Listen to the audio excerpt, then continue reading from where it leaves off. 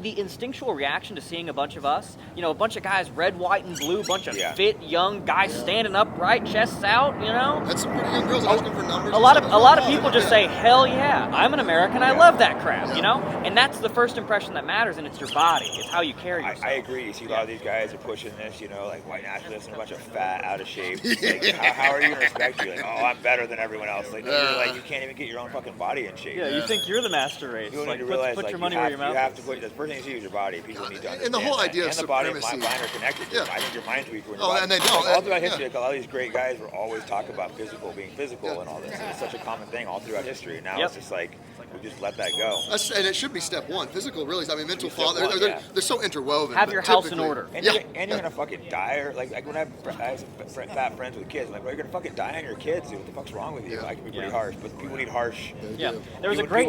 I want friends that will tell me harsh realities too, you know? That's what I think your real friends will tell you when you're fucking up. And it's like, bro, if you're getting fucking fat and you have children, you're going to die. That's like disrespectful for your kids. There was a great Vice News article, and it went viral. And it was like, it was after we had some leaks, and so like Antifa like hacked into one of our databases, or just whatever. And they got some chats and chat logs, and the Vice article was white supremacist neo-Nazi organization chastises members for habits of junk food and pornography. These things we should all be agreeing on. And it's like, where else are you gonna get that? You know, you need to be in a positive community where people actually hold each other's standards, because that used to be the whole country.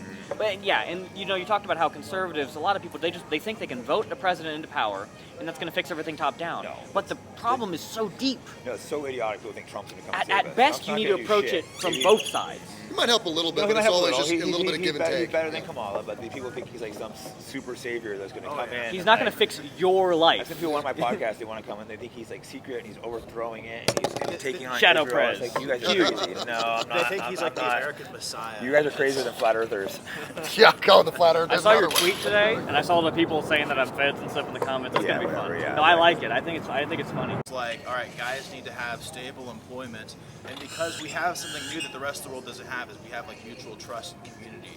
And I mean, if it were to come down to, if there's we have internal mediation, we have people that can make decisions, so no one's getting shorted on any sort of deal or employment. Yeah. So that's why I like having our guys like, hey, you're running this business. If guys wanted to hire other people, I could call another business owner and vet him and say, hey, what do you have going on? What's your operation? Making sure it's nothing silly, and then he can employ other members of the organization. Yeah, that is people get fired for things they do and say, unless it's just like violent. It's the same to me. You should be able to fucking have whatever It's not your as bad now as opinions it used to be. It is getting better, It is getting better. People are starting to be like, fuck this, you know? And even like my podcast, I think I'm going to be getting some talk to sponsors and stuff soon. People are willing to like go with more controversial Doxing used to be a crazy thing back like after Charlottesville, and that was a crazy time. Everything was a mess.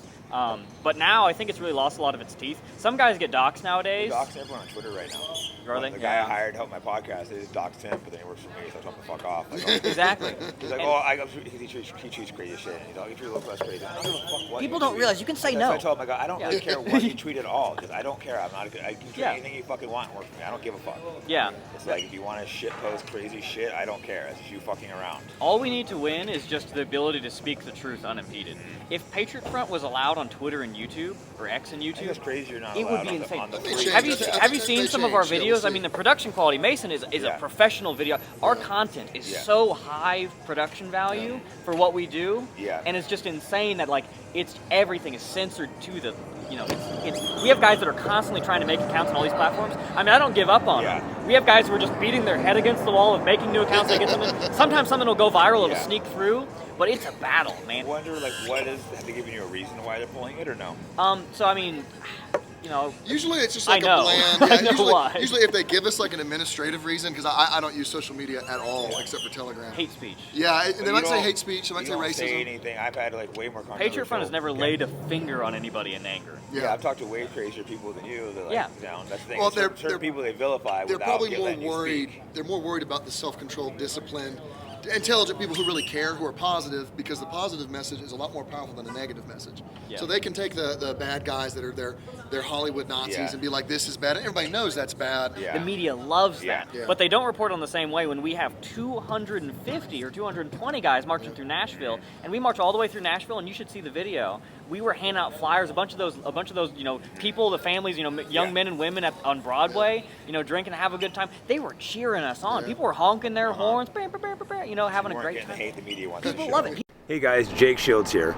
If you want to support Fight Back Podcast, our brand new sponsor is Think Zinc. They're a company that supports free speech and they're opposed to genocide. This is a 7-1 formula with all the highest grade vitamins and minerals. It has magnesium, zinc, vitamin E, vitamin C, and housed in MCT oils. This is great for elite athletes and the common person. People used to have communities, people used to have civic institutions. Exactly. Everybody used to be a member of something. No, you're 100% whether you're a member right. of a local like society or the Lions Club or a civic, or you were in a union, or you were in one of these fraternal organizations, everybody was connected, even if you were a member of a church or whatever, and now people don't have it. No, yeah, it's such an I couldn't agree aberration. more, because I'm part of like a fight and jiu-jitsu community, so I have communities, but I think a lot of people are suffering because they don't, and our family units, American family units have been There's nothing destroyed. holding you up. Like the white family unit has been destroyed. Like, Absolutely. We don't have, like, that's one thing I do respect about minority friends. They have their large family units still. Like the Middle Easterners, the Chinese, they have these giant, they're like 50, 60 of them together and they're in functions and stuff. Not like 5 or 6 people like a lot of white people. Man is not meant to live without some sort of society keeping him in check. No, if men were angels, no government would be necessary. I think that's one of the biggest problems with America is the falling, and there's no like men's clubs anymore. Like it's like because like something like I live in women, sometimes they don't like jujitsu. Like I think I'll open a gym here, and I think we'll make it men's only. But then I read that might be illegal. Like well, you can't have I don't want fucking girls training jiu-jitsu with me because then everyone starts sleeping with each other. It just changes the whole dynamic. I think there should be certain places where men and women are separate. And that's how it's always been in America until recently. You know, we have guys. You know guys who are fixer-uppers. They're young dudes. They spend too much time on the internet. Their parents babied them. They're coddled. Or genuinely, the economy sucks. It's hard for guys to get their feet under them, and sometimes it's not their fault. No, it's not their fault, but they're a mess right now. These guys work with members, they live with members, they work out with members, they train with members on the weekend, they travel across the country with members. And everything is just pushing you forward, upward, better, because it's the stock of our country. And if you want to love America, you can't just be on Twitter. So if y'all want to talk about because men are just so demasculated nowadays. Like there's nothing. They're not being turned into men. They have no direction. The news is telling them to be feminine. It's just like not. That's what they need to rebuild, get these communities. No, I agree with this a lot. Like, even though I wasn't religious, I think church was a huge benefit for America because it helps people together as communities. And you need to come at it from every angle. That's tradition. Has a lot of value. And the guys that are like receptive to it, they eat it up pretty quick, and you can tell there's a lot of growth potential here. Some guys you can't save everybody, but you can reach out and do as much as you can. You can save a lot of people. Because a lot of people find things, you're doing wrong. You got to find something to kind of pass something you're doing. Me, I was getting in a lot of trouble. I started fighting. I found that. We make booklets. So I actually print these, we format these. These are republications of old American literature. That quotes booklet, that was actually curated by people in the organization. Nice. It's all the quotes from the old. Yeah, so it's just a full spectrum of quotes from the founding fathers. It goes all the way from like the pre-revolutionary colonial days, all the way to like Monroe and like the early American Republic. This is actually the first couple chapters of a Lothrop Stoddard book. In the 1920s, there was actually a huge anti-immigration movement in the country.